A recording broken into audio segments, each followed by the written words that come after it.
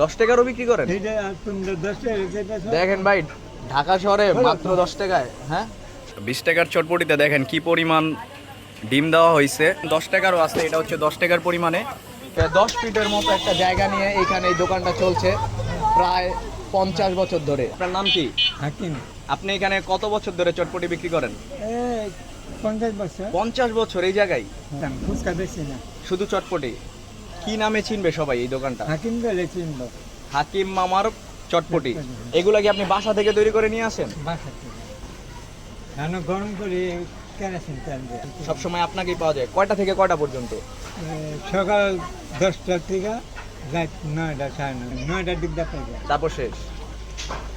Daily কত করে বিক্রি করেন? 10 টাকারও বিক্রি করেন?